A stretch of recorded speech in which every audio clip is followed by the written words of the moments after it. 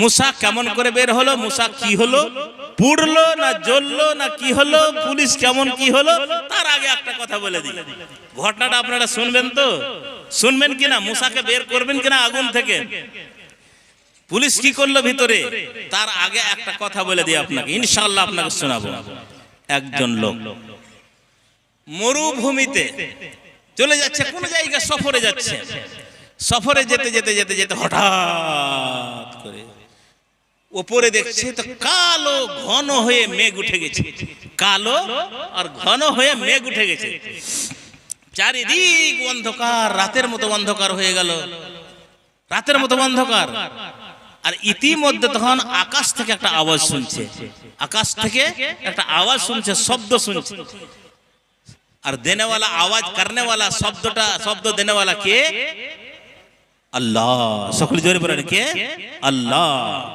আল্লাহ রাব্বুল আলামিন আকাশের উপর থেকে যেন বলছে, ওই মেঘ যে কালো আধার হয়ে যে মেঘ উঠে আছে, ওই ভদ্রলোক যে সফরে বেরিয়েছে, মেঘকে দেখে ওপরে যেমন দেখেছে, এই শব্দ আল্লাহ রাব্বুল আলামিনের পক্ষ থেকে শুনতে পাচ্ছে। ইসকে হাদিকাতা ফুলানিন, ওরে মেঘ তুমি এত দেরি কেন করো রে মেঘ, এ বাদল তুমি এত বিলম্ব কেন করো, তাড়াতাড়ি করে তুমি বর্ষে যাও, তাড়াতাড়ি করে তুমি বৃষ্টি বর্ষে যাও, কেননা আমার অমুক বান্দার বাগানে খেজুরের গাছগুলো শুকিয়ে গিয়েছে, খেজুরের বাগানে পানি নেই, পানি না থাকার কারণে তার গাছের জড়গুলো শুকিয়ে গিয়েছে, আর গাছের জড় শুকাতে গেলে পাতাগুলো শুকিয়ে যাবে, আর পাতা শুকাতে গেলে খেজুরগুলো শুকিয়ে যাবে, খেজুরগুলো যেন হবে না। আমার সেই প্রিয়তম বান্দা এবং সেই লোকটার নাম নিয়ে আল্লাহ পাক রব্বুল আলামিন বলেছিলেন যে আমার অমুক বান্দা আব্দুল্লাহ বান্দার বাগানে পানির প্রয়োজন আছে, যদি 1-2 দিন যদি পানি না হয় তাহলে তার খেজুরের গাছগুলো শুকিয়ে যাবে, আর থক্কার থক্কা খেজুরে, ছক্কা মানে যে গোচ্ছার গোচ্ছা খেজুর ধরে আছে, সমস্ত খেজুরগুলো শুকিয়ে বরবাদ হয়ে যাবে রে। তাড়াতাড়ি ওটা দিয়ে আসছি, খেজুরগুলো চলে আসছে, খেজুরগুলো শুকিয়ে যাবে, এই জন্য তাড়াতাড়ি করে বর্ষে যাও। ওই লোকটা তখন দেখে কিছুক্ষণের মধ্যে ঝমঝম করে বৃষ্টি বর্ষিতে আরম্ভ করলো। এবার বুঝে নিল যে আল্লাহ রাব্বুল আলামিনের কোন এমন মাহবুব ভালোবাসা বান্দা রয়েছে যার বাগানে আল্লাহ পানির ব্যবস্থা করলেন। আমি ওই বান্দার, আল্লাহর ওই প্রিয়তম বান্দার সঙ্গে যতক্ষণ পর্যন্ত দেখা না করব, ওই বান্দার সাথে আমি সাক্ষাৎ না করব, অতক্ষণ পর্যন্ত আমি আমার গন্তব্যস্থানে আমি যাব না। ফিরে গেল, পানির সাথে সাথে সাথে ওই বাগানের ভিতরে ঢুকে গেল, বাগানের ভিতরে ঢুকে যে বলছে আসসালামু আলাইকুম বাবজি সাহেব, কেমন আছেন, কেমন আছেন বলুন। বলছে আলহামদুলিল্লাহ। আপনার নামটা কে? বলছে আমার নাম অমুক আব্দুল্লাহ। বলছে ঠিকই তো, এটাই নাম তো আমি আল্লাহ আকাশের ওপর থেকে শুনেছি। তো ভাইজান আপনি বলেন তো, আমার বাপজি হিসেবে আপনি বলেন তো, কোন এমন আপনি আমল করেন পৃথিবীর মাটিতে এত আল্লাহর ভালোবাসা আপনি হয়ে গিয়েছেন, আল্লাহর এত প্রিয়তম বান্দা আপনি হয়ে গেছেন যে পাঞ্জরে অনেকগুলো আরো বাগান আছে, ওই বাগানে পানির প্রয়োজন রয়েছে, খটখট খটখট করছে জমিন, তাদের গাছগুলো শুকিয়ে যাচ্ছে, কিন্তু আল্লাহ ওদের জন্য পানির ব্যবস্থা করলেন না, ওদের জন্য মেঘের ব্যবস্থা করলেন না। আর খাস করে আপনার বাগানের জন্য, আপনার গাছের জন্য আল্লাহ রাব্বুল আলামিন পানির ব্যবস্থা করে দিলেন। বলেন তো কোন এমন আমল আপনি করেন যে আমলের কারণে আল্লাহ এত আপনার উপরে সহায়? বলে শুনো, আমার খেজুর যতগুলো হয় ওই খেজুরগুলো প্রথমে আমি পড়ার পরে 3 ভাগে বিভক্ত করি। সর্বপ্রথমে যেই ঢেরটা খেজুরের লাগাই, ওই সময়তে অনেকগুলো ফকির ফাকরা মিসকিন আমার বাগানে এসে যেন হুজুম লাগিয়ে দেয় যে ওই বুড়ো লোকটা আজকে খেজুর পাড়বে, খেজুর পাওয়া যাবে। অন্য লোকের বাগানে মিসকিন গুলো ফকির গুলো যাবে না, কিন্তু আমার বাগানে চলে আসে।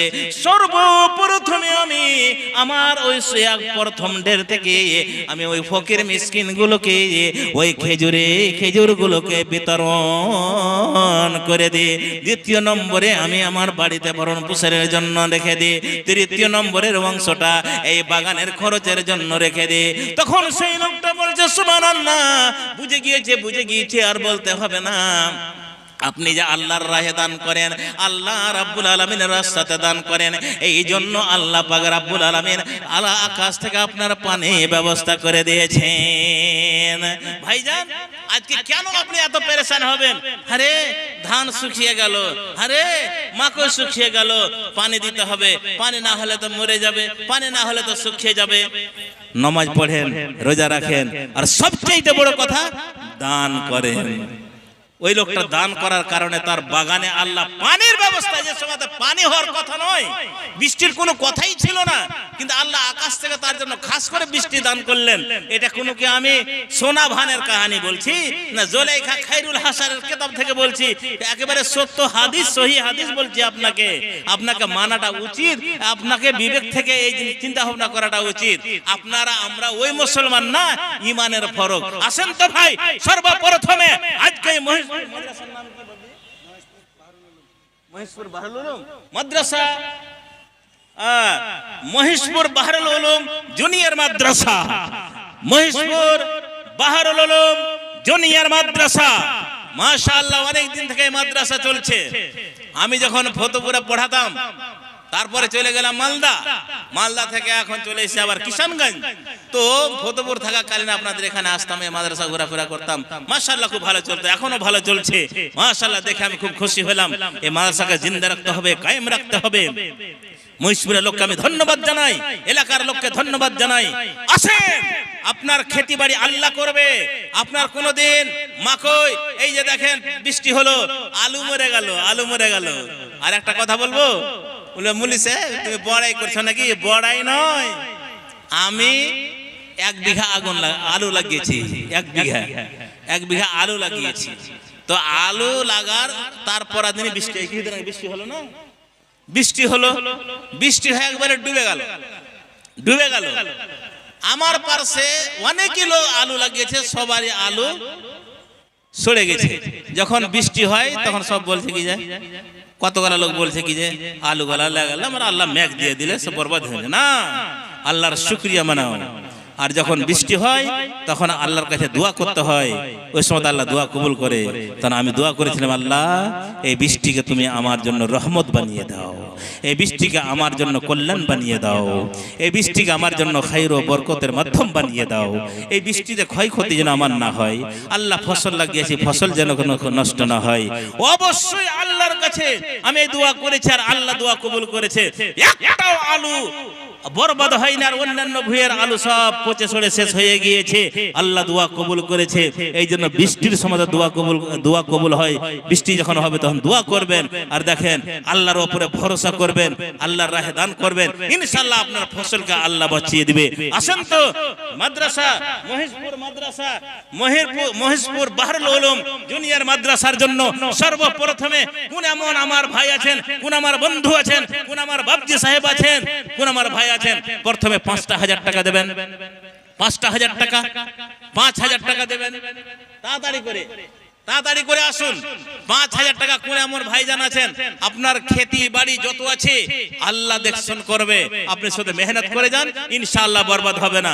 এখন মাকই আপনি লাগাচ্ছেন, এত খরচ, এত বিছনের দাম মহঙ্গা, খাদের এত দাম, ইনশাআল্লাহ আপনার বরবাদ হবে না।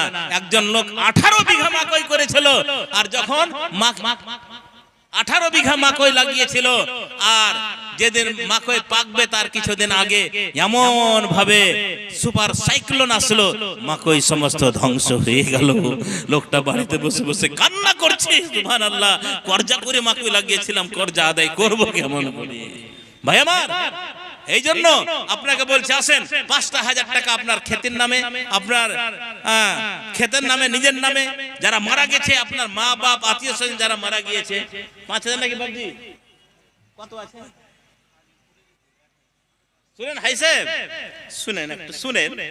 আপনি প্রথম না আপনাকে ৫,০০০ ডর দেখাই না, আরে মশাবাটা করেন হাই সাহেব, তো হাই সাহেব ডরে চলে যায় কি যে আমাকে ৫,০০০ চক্করে ফেলবে নাকি বলবে সাহেব, তো না, তো যারা পারবেন আপনার কাছে জবরদস্তি নিতে পারা যাবে না, আপনি খুশি মনে দেন তো তাহলে হবে, না হলে আর দান খুশি মনে দিতে হয়। হাজী ফরিজউদ্দিন সাহেব উনি ১,০০০ টাকা দান করলেন, আল্লাহ তুমি দানকে কবুল মঞ্জুর করো। ৫,০০০ নাই কেউ, যদি না পারেন তাহলে ২,০০০ টাকা করে আসেন তো ভাই, তাড়াতাড়ি করে ৫ জন ২,০০০ করে। আল্লাহ, এতগুলো বললাম তো কোনো কি আসর হলো না ভাই, দিমাগের ভিতরে কিছু ঢুকলো না, বেরেনে কিছু গেল নাকি? কি চাদর কে দিয়েছে ভাই? ও তোমার বড় ভাই মারা গেছে, তোমার মা দিয়েছে ছেলের জন্য। কি নাম তোমার? মানিরুল ইসলাম, তার মা দিয়েছে, বড় ছেলে, তার মায়ের বড় ছেলে মানে মানিরুলের ভাই মারা গেছে, যার জন্য একখানা চাদর দান করেছে, বেশ দামি চাদর। ৫০০ টাকা দিয়েছে মানিরুলের মা। তুমি কিছু দিবে না? জি আলহামদুলিল্লাহ, নারে তাকবীর। মানিরুল ইসলাম সাহেব উনি দিলেন ২,০০০ টাকা, আর ওনার মা বড় ছেলে মারা গেছে, তার রুহের মাগফিরাতের জন্য একটা চাদর আর ৫০০ টাকা, মানে ২৫০০ টাকা ওই পরিবার থেকে, আর একখানা বড় চাদর দিয়েছে। একটু সংক্ষিপ্ত দোয়া করে দেন তো, যিনারা দিবেন ভাই তাড়াতাড়ি করে দেন, যে যতটা দিবেন আসেন তো, আর আপনাদেরকে বলবো না যে এতটা দেন এতটা দেন, যে যতটা পারেন খুচরা দান ১০, ২০, ৫, ১০০, ২০০, ৩০০, যা পারবেন আপনি তাড়াতাড়ি করে দেন। আমার শ্রদ্ধেয় ভাই জনাব মৌলানা ইমদাদুল হক রহমানী সাহেব উনি এসে গেছেন, উনাকে বসিয়ে রেখে বেশি কালেকশন করাটা ঠিক হবে না, আর দুঃখ কষ্ট দেওয়া ঠিক হবে না, তো আপনারা তাড়াতাড়ি করে ২-৩ মিনিটের ভিতরে আসেন। তো এনার জন্য একটা সংক্ষিপ্ত দোয়া করে। আলহামদুলিল্লাহ, আলহামদুলিল্লাহি রাব্বিল আলামিন, والصلاة والسلام على خير خلقه وصحابه أجمعين।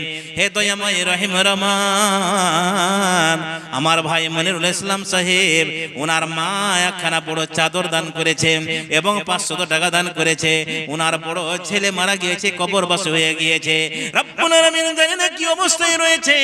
আল্লাহ গো, মনিরুল ইসলাম ২,০০০ টাকা দান করেছে, রব্বুল আলামিন ছেলে এবং মায়ের দানকে তুমি কবুল মঞ্জুর করে নাও। রব্বুল আলামিন যে এই ছেলেটা কবরবাসী হয়ে গিয়েছে, আল্লাহ জানি না কি অবস্থায় রয়েছে, আল্লাহ যদি কোনো আযাবে কবরে আক্রান্ত হয়ে থাকে, এই দান বিনিময় আযাবে কবরকে মাফ করে দাও, আমিন সুম্মা আমিন। আসেন তাড়াতাড়ি করে। আরো একজন ভাই মায়ের নামে করেছেন ১,০০০ টাকা দান, এই দান কবুল করো পাক সুবহান। মা যদি থাকে কোনো বিপদেতে উদ্ধার করে নাও খোদা তুমি নিজের মতে, মা যদি থাকে কবরেতে আযাবে কবর মাফ করো খোদা তুমি এই দানেতে আযাব কবর তুমি তার মাফ দিবে করিয়া, জান্নাত কবরে আল্লাহ জান্নাতি বিছানা দিও গো বিছাইয়া, ও গো বারে পাকা পারবার স্থান দিও তুমি তাকে জান্নাতে মাজার, আমিন সুম্মা আমিন। আসেন ভাই তাড়াতাড়ি করে।